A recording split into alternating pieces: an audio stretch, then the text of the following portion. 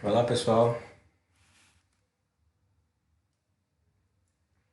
novamente estamos aqui para discutirmos mais algumas situações que podemos notar dentro dos textos bíblicos.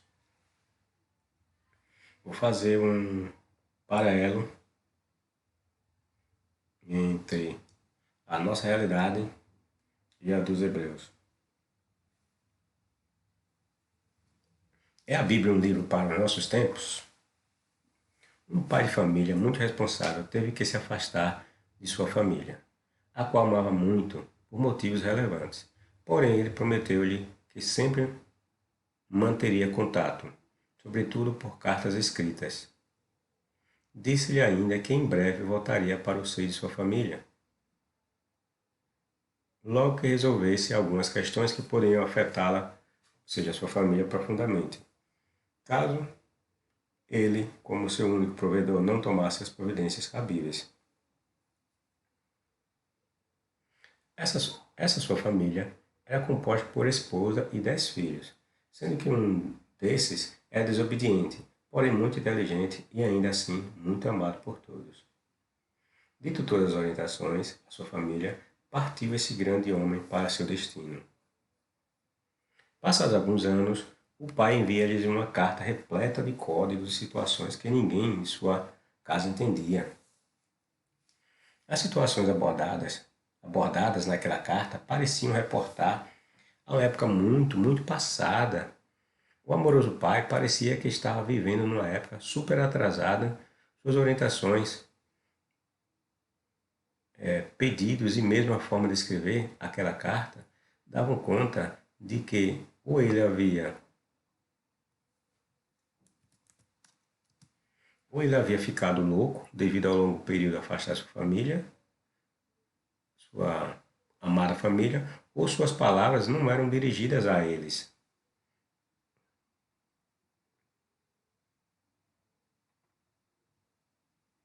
Aquelas coisas não faziam sentido para a época em que sua família vivia. O velho pai escrevia farmácia e você assim. Farmácia com PH e você como voz me ser. Ele ainda, segundo a carta, chamava seus patrões de senhores e a autoridade máxima do local onde ele se encontrava de rei ou soberano, ao invés de presidente. Toda a família ficou intrigada com aquela carta, pois ela não dizia coisa com coisa. Diante dessa tremenda confusão, essa família resolveu esperar por outras cartas. Talvez diziam eles, as próximas expliquem a anterior. Pois bem, passados mais outros anos, o pai daquela família mandou novas correspondências, mas para surpresa de seus familiares, nada mudou. As cartas pareciam cada vez mais sem sentido. Os termos usados estavam ficando cada vez mais distantes de sua compreensão. O que quero dizer por meio dessa história? É que, diferentemente do que é afirmado pelos crentes católicos, protestantes, teólogos e outros enganadores, a Bíblia, sobretudo o Velho Testamento, não foi escrito para nós, mas visava tão somente as pessoas de sua época. As histórias da Bíblia têm linguagem e ideias que só seriam entendidas e teriam sentido e aplicabilidade para as pessoas daquela época. Daí eu traçar esse paralelo entre um pai de família que se afasta por um tempo e fica se comunicando com a família por meio de cartas. Só que as cartas que ele manda ninguém entende. Ele usa termos que não é mais próprios da época que essa família se encontra. Parece que ele voltou no tempo ou no passado e está vivendo aquela realidade. Está entendendo?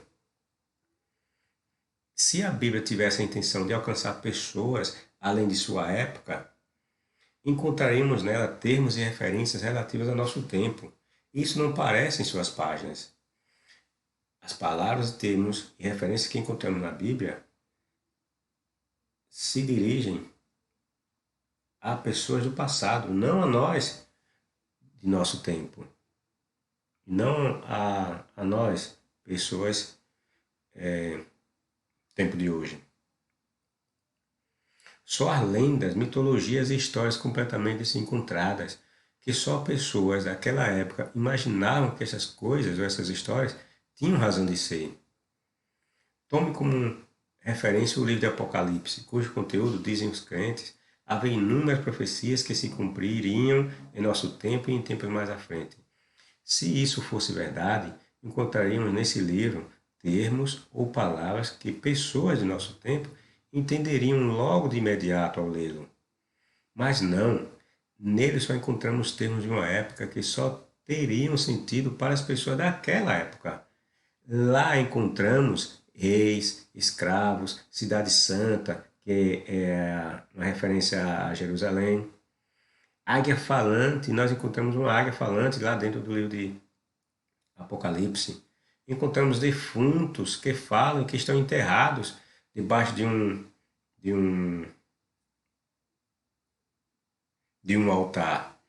Demônios, anjos, até dragões e outros termos que situam suas declarações num ambiente de superstições e crendices. A Bíblia afirma que a Terra foi tirada de um oceano de águas que estava no céu, que a Lua é uma fonte de luz, chamando-a de luzeiro ou luminar, tal qual o Sol.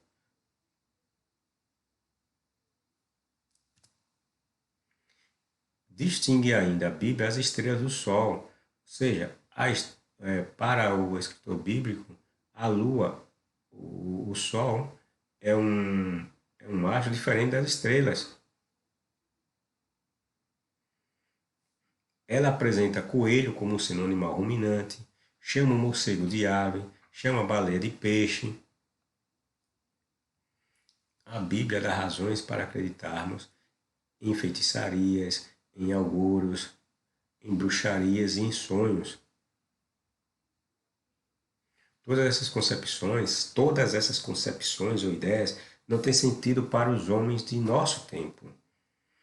Essas ideias só fazem sentido para as pessoas daquela época atrasada e repleta de superstições.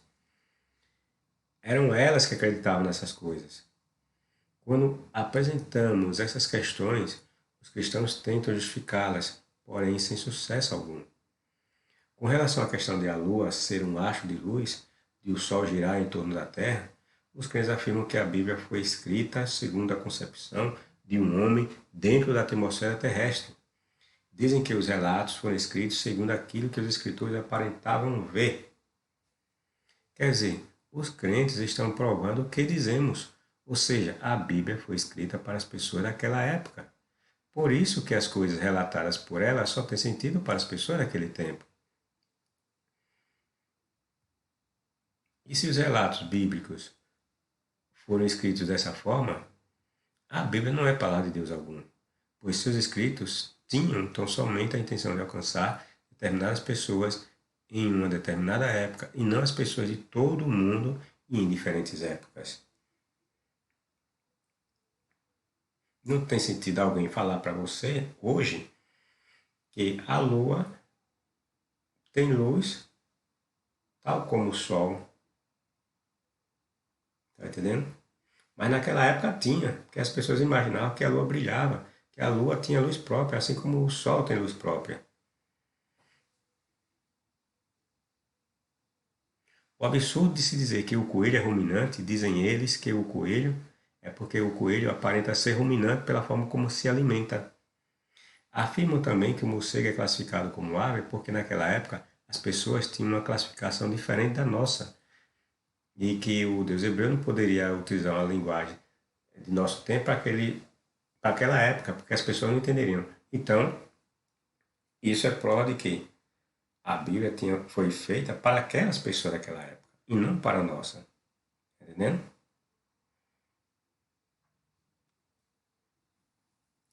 Continuando em defesa de sua fé, os cristãos aduzem que diversos animais tiveram suas classificações alteradas pela ciência e que há frutos que em determinadas localidades são classificados de forma diferente da de outros povos.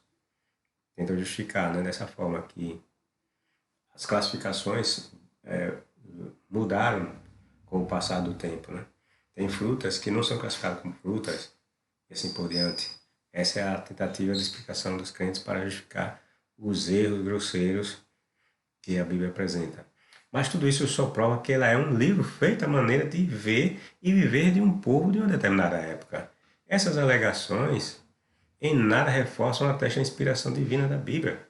Pelo contrário, se ela fosse para o nosso tempo, não faria declarações tão descabidas. Suas declarações, se estivéssemos diante de um livro sagrado, seriam postas de forma genérica a ponto de não comprometer seu caráter sagrado e inspirado. Ela sequer tocaria em situações que pessoas como nós, de nosso tempo, ia ver como erro. Essas questões não seriam postas na Bíblia. Está entendendo? Já para evitar que pessoas do nosso tempo a entendessem aquela sua linguagem como um erro. E ainda há crença que afirmam que a Bíblia, embora não seja um livro científico, quando menciona algo da ciência, mostra-se em concordância com ela. Que absurdo, né? Nada que a Bíblia toca em termos de ciência se confirma.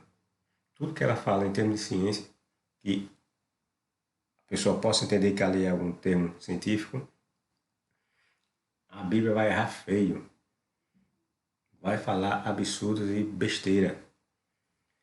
Vejamos alguns textos. Demais, a luz da lua será como a luz do sol. Veja, essa passagem, o ignorante não entende uma passagem dessa. Ele está distinguindo que a lua tem uma luz e o sol tem outra. Ou seja, são luzes diferentes. São astros que possuem luz próprias. O sol tem um tipo de luz e a lua tem outro tipo de luz.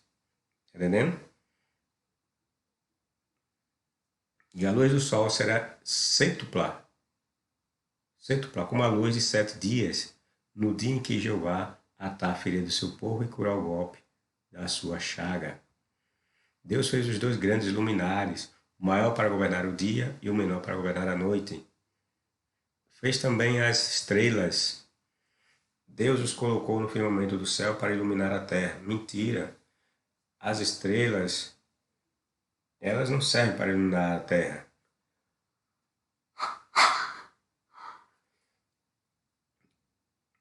A luz de estrelas, há bilhões de estrelas que o seu brilho nem chegam aqui, nem alcança, nem nos alcança. Como é que as estrelas foram feitas para iluminar a Terra?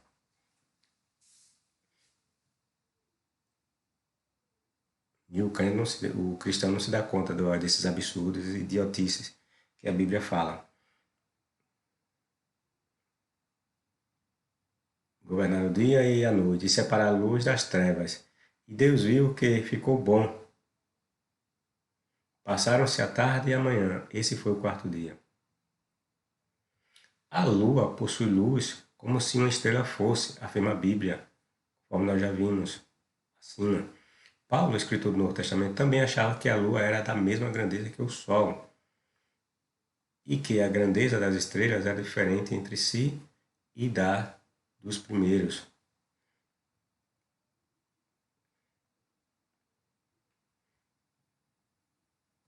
Há corpos no céu e há corpos na terra. A glória dos corpos celestiais é diferente da beleza dos corpos terrenos.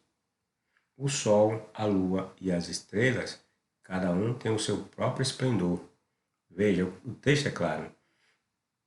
O apóstolo ignorante e supostamente inspirado deixa claro aí. O sol,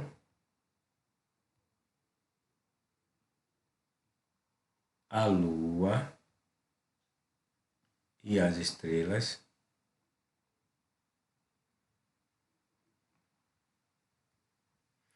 cada um, ou seja, o Sol, a Lua e as estrelas, individualmente, cada um deles tem o seu próprio esplendor, ou seja, cada um tem seu brilho, sua glória. Aqui a questão aqui está relativo ao brilho, a questão da luz.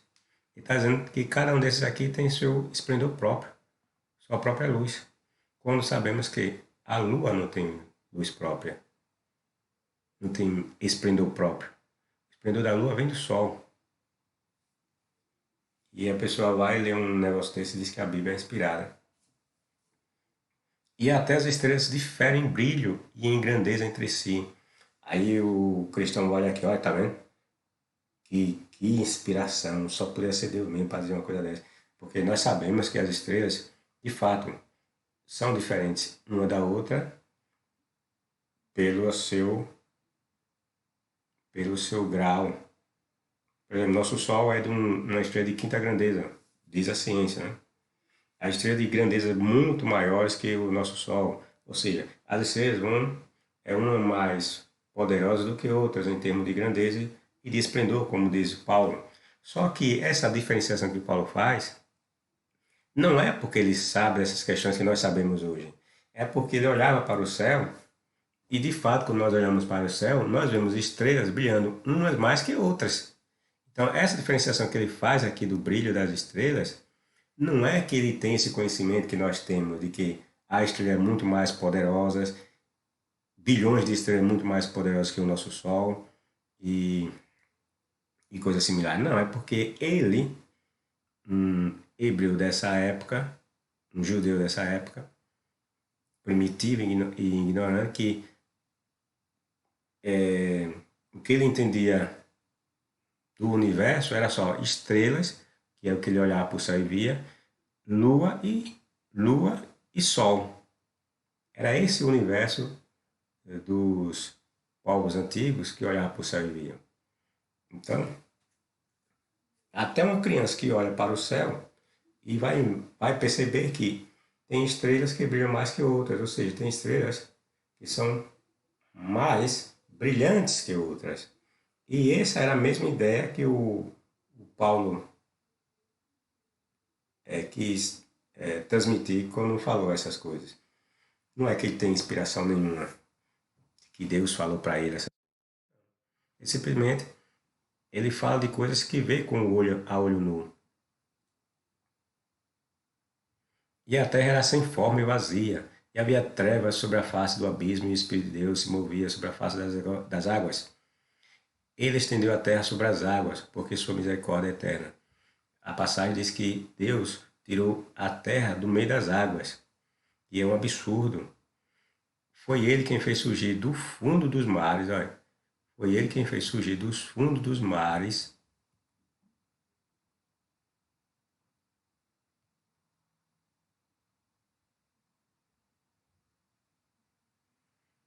e a torna estável no meio das águas. Ou seja, os hebreus acreditavam que a terra foi tirada de um oceano de águas e colocada acima desse oceano. A Jeová pertence a terra e a sua plenitude, o mundo e os que nele habitam, pois ele a afundou sobre os mares. De novo a ideia de que a terra foi extraída do meio de águas e sobre as correntes a estabeleceu. Ou seja, a terra está sobre, abaixo da terra, tem correntes de água, abismos de água, como diz a Bíblia. Nas passagens acima, vemos os escritores dizerem que Javé teria criado a terra das águas, ou seja, os hebreus acreditavam, e lá em Gênesis se vê, né? Nós percebemos claramente que diz que o Espírito de Jeová pairava sobre as águas. É depois que ele faz surgir a terra do meio dessas águas. Ou seja, os hebreus acreditavam nas mesmas crenças dos pagãos, que diziam a mesma coisa. Essa crença é chamada de águas primordiais. Uma antiga, os egípcios acreditavam nessa lenda das águas primordiais, ou seja, os deuses primordiais surgem dessas águas. Quer dizer, todas as mitologias sempre envolvem a criação do mundo, sempre surge do meio de águas. Os deuses também surgem, os chamados deuses primordiais também surgem dessas águas. Os hebreus acompanharam essa mesma ideia, só que eles adaptaram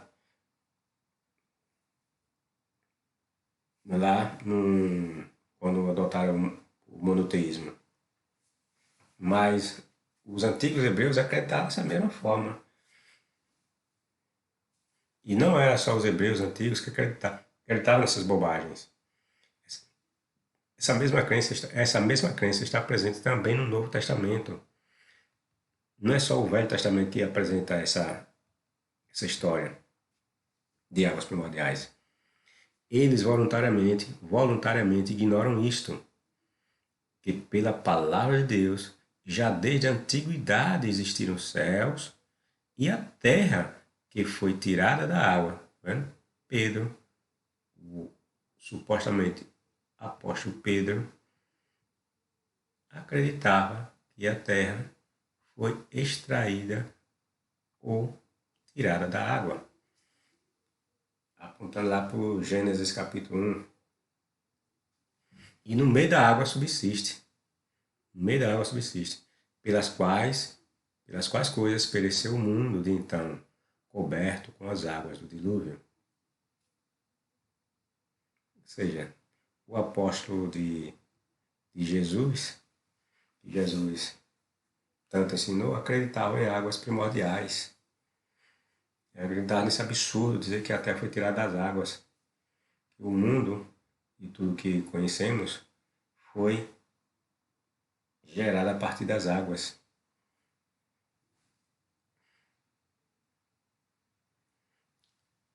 Esquecem-se propositadamente, que desde o princípio existiu os céus e igualmente uma terra, que a palavra de Deus fizesse surgir do seio das águas.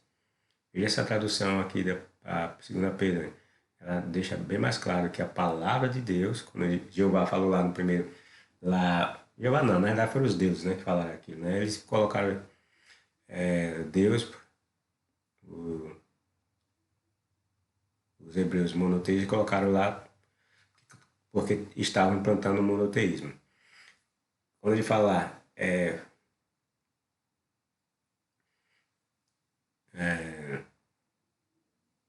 no princípio Deus criou os céus e a terra, então, e lá apresentar a criação dos céus, então, essa passagem aqui faz referência lá ao Gênesis, numa terra que é a palavra de Deus, porque lá no Gênesis apresenta que Deus cria todas as coisas por meio de sua palavra.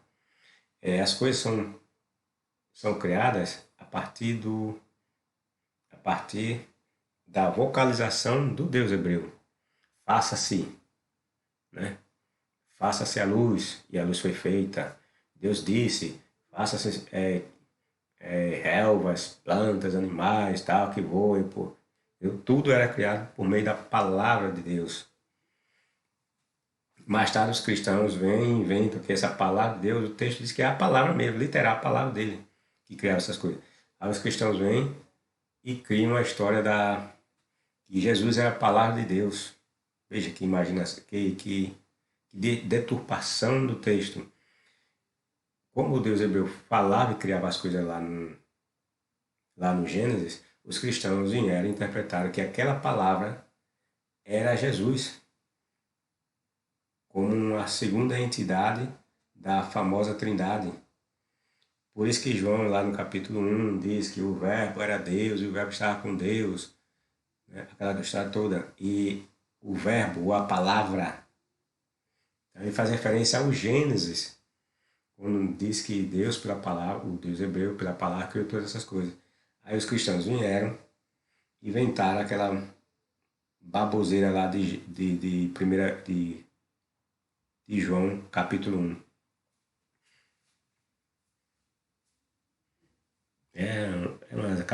Cada loucura que esses cristãos fazem. Eles esquecem deliberadamente que Deus, por sua palavra, há muito tempo criou os céus e a terra seca, que fez surgir em meio às águas. De novo a ideia que a terra foi tirada ou extraída do meio de águas. Mas a ideia aqui de novo é uma outra passagem, é o mesmo texto, só que em versões diferentes. Porque cada versão ela deixa mais clara uma passagem. Depois que eu sempre trago diversas passagens para esclarecer um ponto. Também a lebre, porque é ruminante, mas não tem casco fendido, é impura para vocês. Isso foi a palavra, foi a orientação do Deus hebreu, falando. Vocês podem comer qualquer animal de casco fendido, dividido em dois, e que rumina. Contudo, não coma os seguintes animais que ruminam têm o casco fendido: o camelo, a lebre e o procávia, porque são ruminantes, mas não têm casco fendido. O coelho aparece como sendo um animal ruminante. Quer dizer, para Jeová, o Deus dos Hebreus, que criou todos os animais e que, portanto, deveria ser o primeiro a saber que coelho nunca ruminou, diz o contrário. Animais ruminantes não são animais como. Desculpe. Animais ruminantes são animais como o cavalo, o boi.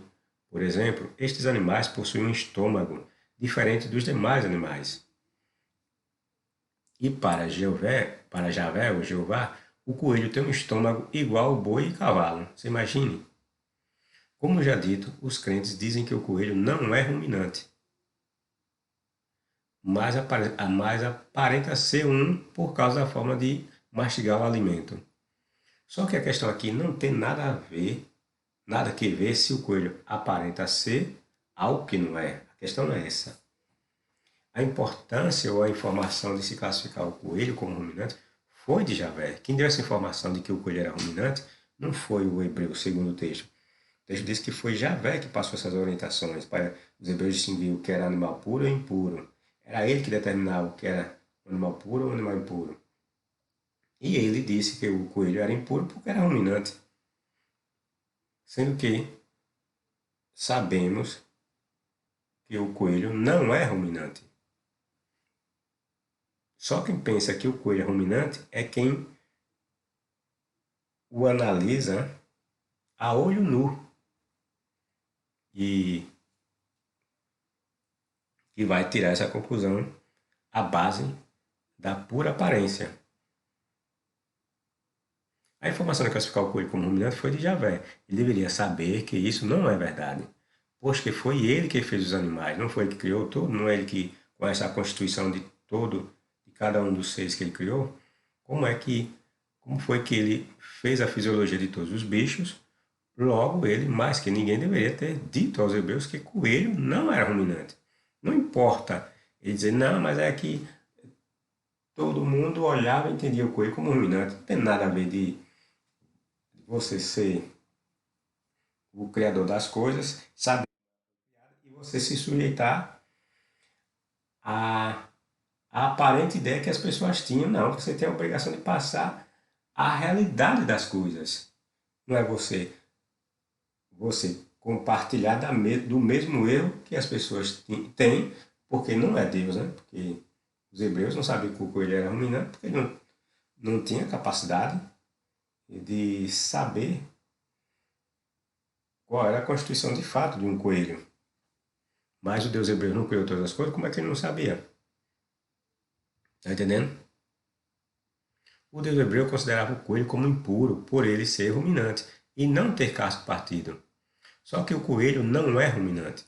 Portanto, dizer que o coelho é impuro por causa dessas características está equivocada. O coelho deveria estar entre os animais que poderiam ser considerados puros, mas por causa da ignorância do Deus hebreu, na verdade, o escritor que dá voz a Jeová, foi classificado como impuro. Por quê? Porque na realidade não havia Deus nenhum. O que havia era uma pessoa que fez essa história mentirosa de dividir, separar animais puros e impuros pela mera observação que se fazia dos animais.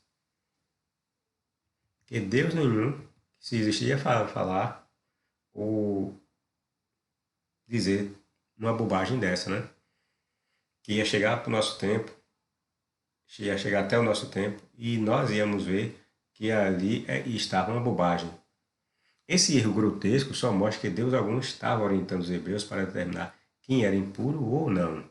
Só seres humanos se guiariam pela mera aparência física das coisas. Quem escreveu essas besteiras de animais puros e impuros não conhecia nada da fisiologia dos animais. Simplesmente ele olhava e aquilo que lhe parecia aos olhos, ele determinava como sendo puro ou não, como sendo ruminante ou não. Das aves, estas abomináveis não se comerão, serão abominação. A águia, o quebrantoço, a águia marinha, o avestruz, a coruja, a gaivota, a gralha, o pelicano, o abutre, a cegonha, a garça, segundo a sua espécie, a polpa e o morcego. Veja, ele coloca aqui o morcego no meio de aves. E é um morcego no meio de aves.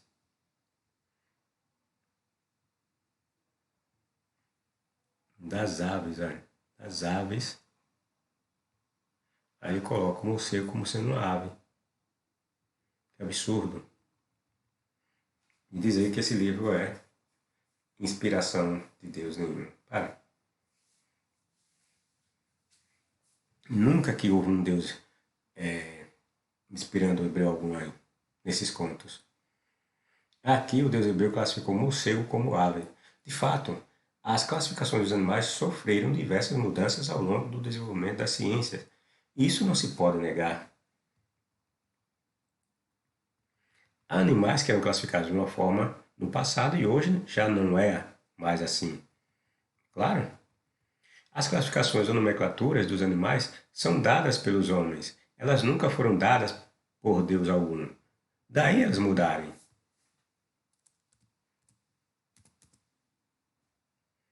É muito fácil perceber que a classificação dada ao morcego como ave na Bíblia se deu porque o homem do passado considerava como ave todo animal que voava. Teve asa, voou, ele achava que era ave.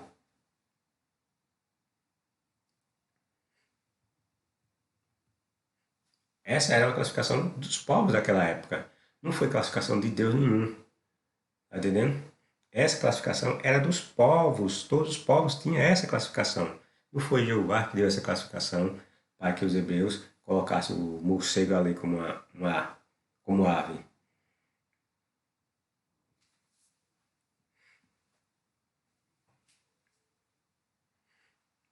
Era observada uma ou duas características e estas serviam para classificar este ou aquele animal como sendo ave ou não.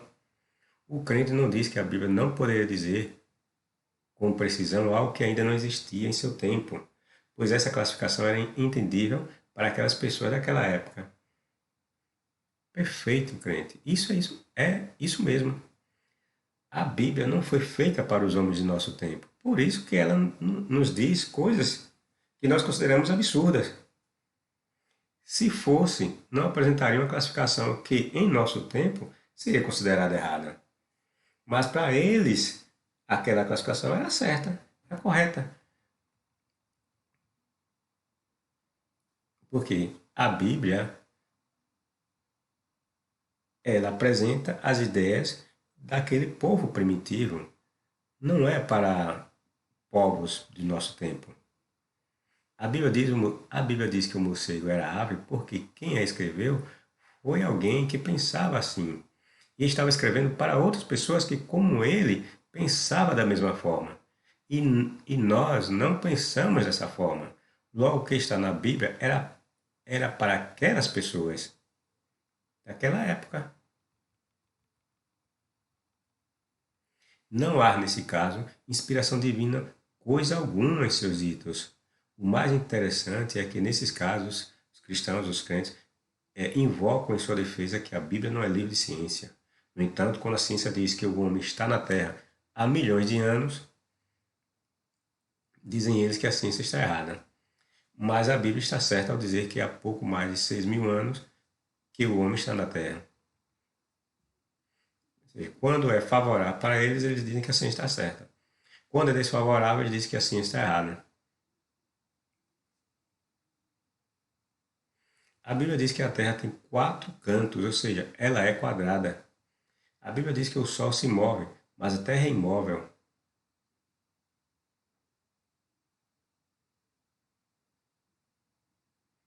Isso, o entendimento da Bíblia, né? Diz que o Sol que se move, mas a Terra é imóvel, é inabalável. Aí vem uns crentes e outros e dizem, isso aí é figura de linguagem, é uma linguagem que era entendida pelos povos daquela época, como nós usamos hoje as nossas figuras de linguagem. Não tem nada a ver. A questão é, estamos diante de um livro que se diz inspirado por Deus, é, cuja, cujos objetivos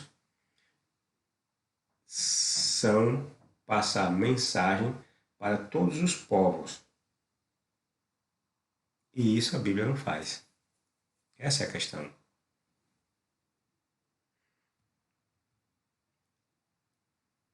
A Bíblia diz que o Sol, a Lua e as estrelas estão dentro da atmosfera terrestre. Está lá em Gênesis, capítulo 1. Pode olhar, ela diz que o Deus fez o tal do firmamento e que acima tinha água. Ele separou as águas que ia ficar acima do firmamento, as que as águas que ele fez com o firmamento, ele fez a separação entre as águas que iam ficar acima desse firmamento e as águas que iam ficar abaixo desse firmamento. Ou seja, a Bíblia diz que existem águas fora da terra. Aí os crentes aí vêm com a enrolação dizendo, não, essas águas aí são as nuvens. Não tem nada a ver. A Bíblia diz que havia dragões e gigantes na terra. A Bíblia acha normal que pessoas matem seus filhos para os comer em tempo de fome e de miséria. A Bíblia acha normal que pessoas falem com animais e não se deem conta de que isso não é possível e muito menos natural. A cobrinha lá de Adão e Eva, né?